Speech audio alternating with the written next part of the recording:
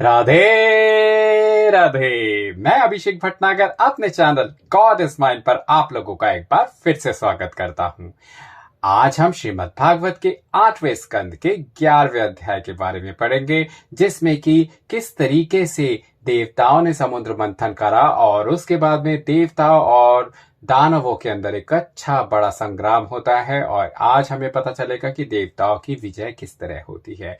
उससे ज्यादा भी रोचक आज का अध्याय होगा, जिसमें हम भगवान मोहिनी के रूप का वर्णन करने जा रहे हैं और किस तरीके से उनके रूप को देखकर भगवान महादेव का भी मन बिल्कुल भटक गया था। तो वो मोहिनी रूप कितना सुंदर था, उसके बारे में भी हम आपको व्याख्यान करेंगे। तो चलिए आज इसी उत्सुकता के साथ आगे के अध्याय को आरंभ करते हैं देवताओं की विजय के साथ, और उसके बाद मोहिनी रूप का दर्शन करेंगे। चलिए 11वां अध्याय, देवताओं की विजय होना। सुखदेव जी बोले, हे राजन, वैकुंठनाथ के आते ही दैत्यों की सब माया इस तरह जाती रही जिस तरह स्वप्ने का दुख जागने से छूट जाता है। देवताओं को बड़ा भरोसा हो गया। राजा बलि व इंद्र से फिर सम्मुख युद्ध होने लगा। इंद्र ने कहा कि हे राजा बलि, तुम नटों के समान छल करके मेरा राज्य लेना चाहते हो। शूरवीरों की तरह सम्मुख होकर धर्म युद्ध करो। आज दैत्यों को मारकर सब दिन का बैर तुमसे लूंगा। यह वचन सुनते ही राजा बलि बोले, हे इंद्र, अभी 4 दिन हुए हम तुम्हारे सामने से भाग गए थे, तुम हमारे सामने से भाग गए थे। आज ऐसा अभिमान तुम्हारे करना उचित नहीं है। दिन किसी के सदा एक से नहीं रहते। अज्ञानी मनुष्य थोड़ा दुख व सुख होने से अभिमान करते हैं। विजय व पराजय परमेश्वर के अधीन है। मेरा व तेरा किया कुछ नहीं हो सकता। ऐसा कहकर राजा बलि ने इंद्र को बाणों से व्याकुल कर दिया। तब इंद्र ने अपने वज्र से बलि को मारा। वह इस तरह आकाश से विमान समेत पृथ्वी पर गिरा जैसे पंख कटा हुआ पहाड़ गिर पड़े। यह दशा राजा बलि की देखते ही यक्ष नामक दैत्य ने अपने वाहन बाघ को दौड़ाकर एक गधा इंद्र को और दूसरी ऐरावत हाथी के मस्तक पर ऐसे मारी कि वह हाथी व्याकुल होकर घुटने के बल बैठ गया। तब इंद्र हाथी से उतरकर रथ पर चढ़ा। मातली सारथी की फुर्ती देखकर यक्ष दैत्य ने एक त्रिशूल मातली को मारा। तब इंद्र ने वज्र से यक्ष का सिर काट डाला। उसके मरने का समाचार नारद जी से सुनकर नमुची, बलि और पाक नामक 3 महाबली दैत्य इंद्र से लड़ने आए। उन्होंने इंद्र को दुर्वचन कहकर इतने बाण मारे कि इंद्र रथ समेत इस तरह छिप गया जैसे सूर्य बदली में दिखलाई नहीं देते। जब यह दशा देखकर देवता घबरा गए, तब राजा इंद्र ने अपने वज्र से बलि और पाक दोनों को मारकर फिर वही वज्र नमुची पर चलाया। उस वज्र से नमुची का सिर नहीं कटा। तब इंद्र ने बहुत घबराकर मन में कहा कि जिस वज्र से मैंने वृतासुर को मारा और पहाड़ों की भुजाएं काटी थी, उस वज्र से नमुची का मस्तक नहीं कटा। इससे मालूम होता है कि मेरे वज्र की सामर्थ्य जाती रही। यही सोच विचार राजा इंद्र कर रहे थे। उसी समय यह आकाशवाणी हुई, हे इंद्र, नमुची को वरदान है कि किसी गीली या सूखी वस्तु से यह नहीं मरेगा। कोई दूसरा उपाय करके इसको मारो। यह आकाशवाणी सुनते ही राजा इंद्र ने समुद्र का फेन वज्र से लपेटकर उस पर चलाया तो उसका सिर कट गया। जब इसी तरह दूसरे देवताओं ने भी दैत्य को मारा, तब ब्रह्मा जी ने विचारा कि देवता व दैत्य दोनों तो मेरी ही संतान हैं। देवता सब दैत्यों को मारना चाहते हैं। ऐसा समझकर नारद जी से कहा कि तुम जाकर देवताओं को समझा दो कि अब ना लड़े। उसी समय नारद मुनि ने जाकर देवताओं से कहा कि तुमने सेनापतियों को मार डाला, अब सब दैत्यों को किस वास्ते मारते हो? और दैत्यों को समझाया कि अभी तुम्हारे दिन खोटे हैं, मत लड़ो। जब नारद मुनि के समझाने से देवताओं और दैत्यों ने लड़ना छोड़ दिया, तब इंद्रादिक देवताओं ने परमेश्वर की दया से विजय पाकर दुधुम्बी बजाई, अप्सराओं ने नाच दिखलाया और गंधर्वों ने गाना सुनाया। नारायण जी वैकुंठ को गए और सब देवता परमेश्वर का यश गाते हुए अपने अपने लोक में जाकर सुख व आनंद से रहने लगे। इंद्र अपने राज सिंहासन पर बैठे। नारद मुनि की आज्ञा से दैत्य लोग राजा बलि आदि सब मरे हुए और घायल दैत्यों को उठाकर अस्ताचल में शुक्राचार्य के पास ले गए। शुक्र गुरु ने संजीवनी विद्या से सब दैत्यों को जलाकर राजा बलि को बहुत धैर्य दिया। राजा बलि ने हंसते हुए हाथ जोड़कर कहा, महाराज, आपकी दया से मुझे कुछ सोच नहीं है। कभी हमारी जय होती है और कभी देवताओं की। अब देवताओं के दिन अच्छे आए हैं, इसलिए उनकी विजय हुई। जब हमारी दशा अच्छी आएगी तब हम लोग भी आपके आशीर्वाद से देवलोक का राज्य पाएंगे। यह सुनकर शुक्र जी ने राजा बलि के धैर्य व ज्ञान की बहुत बड़ाई करी। इतनी कथा सुनाकर सुखदेव जी बोले, हे राजन, तुमने अमृत निकालने और पिलाने की जो कथा पूछी थी सो हमने आपको सुनाई। अब आते हैं 12वें अध्याय पे, जो कि बहुत एक्साइटिंग है। सुखदेव जी का परीक्षित से भगवान के मोहिनी रूप की सुंदरता वर्णन करना।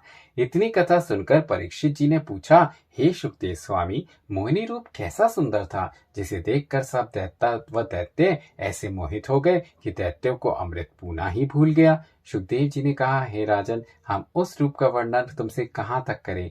वह मोहिनी रूप ऐसा सुंदर था कि जिसे देखकर महादेव जी भी, जिन्होंने कामदेव को भस्म किया था, मोहित हो गए थे।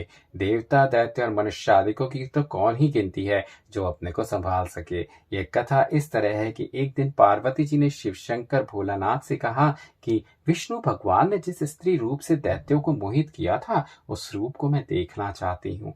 यह सुनते ही शिव जी पार्वती समेत नंदीगण पर चढ़कर वैकुंठ में नारायण जी के पास गए। विष्णु भगवान ने आदर पूर्वक उन्हें बैठाकर पूछा कि आज किधर चले भगवान। महादेव जी ने उनकी स्तुति करके विनय पूर्वक कहा, हे दीनानाथ, जिस स्वरूप से आपने दैत्यों को मोहित किया था, उस मोहिनी रूप को मैं भी देखना चाहता हूँ। वैकुंठनाथ बोले, हे महादेव जी, मोहिनी रूप के देखने से कामवश होकर विठल हो जाओगे।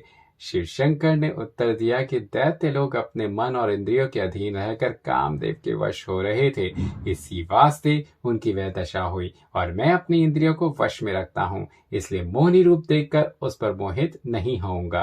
पार्वती जी भी उसी रूप को देखना चाहती हैं। जिस तरह आप हमारी विनती सदा से ही मानते थे, उस तरह यह इच्छा भी पूर्ण कर दीजिए।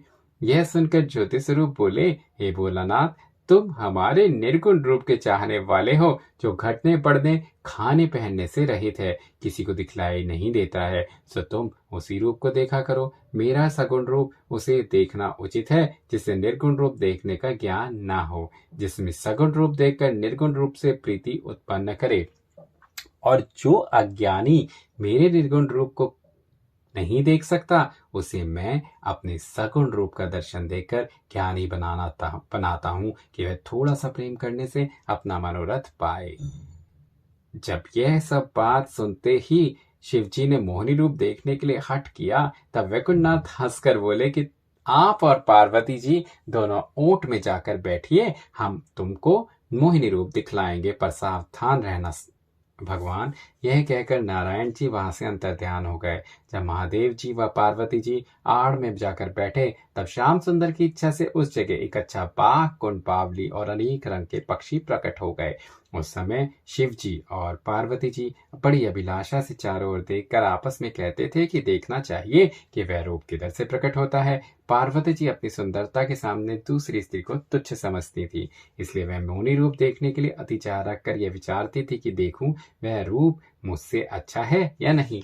इसी इच्छा से पार्वती जी बारंबार उठकर बाग में चौगिर्द देखती थी। जिस समय महादेव जी व पार्वती जी मोहिनी रूप देखने के लिए बहुत आशा कर रहे थे, उसी समय अकस्मात एक दिशा से मोहिनी रूप स्त्री अति सुंदर उत्तम भूषण व वस्त्र पहने प्रकट हुई। उसका मुखारविंद बिजली के समान चमकता था। जड़ाऊ करधनी घुंघरूदार पहने कपड़े का गेंद बहुत अच्छा वह गोल रेशम से सिया हुआ अपने हाथ से में लिए आकाश में उछालकर फिर लोक लेती थी। गेंद उछलने और नीचे ऊपर देखने के समय अनार फल के सदृश उसके स्तन दिखलाई देते थे और देखने वालों का मन चलायमान हो जाता था। वह मोनी उस बाग में चारों ओर गेंद खेलती फिरती थी। जैसे ही महादेव जी ने उनकी आंख सम्मुख हुई और मोहिनी ने नयन मटकाकर मुस्कुरा दिया, वैसे शिव जी उसका रूप व चितवन देखते ही कामातुर होकर उस पर मोहित हो गए। जो मृगछाला पहने थे उसे उतार कर फेंक दिया और पार्वती जी को अकेली छोड़कर उस मोहिनी रूप के सम्मुख नग्न चले गए।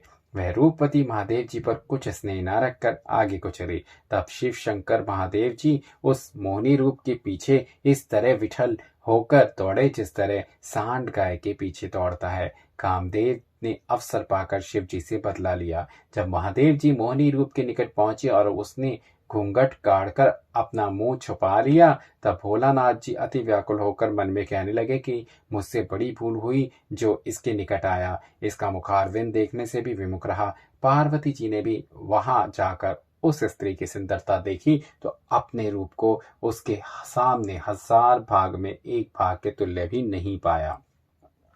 उस मोहिनी का पांव मोती के समान चमकता था। अति लज्जा से मन में कहा कि ऐसी सुंदरी मैंने कभी नहीं देखी थी, इसके सामने मेरी कुछ गिनती नहीं है। जब महादेव जी कामातुर होकर अति व्याकुल हुए तो दौड़कर उस मोहिनी को अपने गले से लगा लिया, सो वह छिटक कर आगे को चली। जब गोद में लेने से शिव जी अति विठल हो गए तब वे उसके पीछे पकड़ने के लिए दौड़े। वह मोहिनी इस तरह चमक कर निकल जाती थी कि दौड़ने पर भी शिव जी का हाथ उसके अंग तक नहीं पहुंचता था। उसी समय वह सुंदरी एक बेर महादेव जी की दृष्टि से अंतर ध्यान होकर एक क्षण में फिर प्रकट हुई। तब शिव जी ने झपट कर उसे पकड़ लिया, पर वह महादेव जी को झटक कर विलग हो गई। जब इस खींचा खांची में मोहिनी रूप का वस्त्र ढीला होकर गिर पड़ा तब शिव जी ने उसे नग्न देखा और कामवश होकर उसे गोद में उठा लिया। भगवान की इच्छा अनुसार उसे गोद में लिए हुए उसी तरह ऋषिवर व मुनीश्वरों के स्थान पर भटका किए। जब शिव जी बहुत दौड़ने से थक गए और ऋषिवरों और मुनीश्वरों के निकट अति लज्जित हुए और मोहिनी रूप को गोद में लेने से उनका ज्ञान व धैर्य छूटकर वीर गिर पड़ा, तब मोहिनी रूप भगवान उनकी यह दशा देखकर वहां से अंतर ध्यान हो गए। सो जहां महादेव जी का वीर गिरा था वहां सोना, चांदी और पारे की खानी उत्पन्न हुई। वीर गिरने और मोहिनी रूप के अंतर ध्यान होने से महादेव जी अति लज्जित व उदास होकर एक वृक्ष के नीचे बैठ गए और यह सोचने लगे कि कदाचित वह मोहिनी रूप फिर प्रकट हो। उसी समय पार्वती जी वहां पर पहुंच गई। उन्हें देखते ही महादेव जी ने अति लज्जित होकर मन में विचारा कि देखो, मैं काम, क्रोध, मोह, लोभ को अपने वश में करके 1000 वर्ष समाधि में बैठा था। सो इस मोहिनी रूप के देखने से सब ज्ञान भूलकर विठल हो गया और उसके पीछे पागल के समान दौड़ता रहा।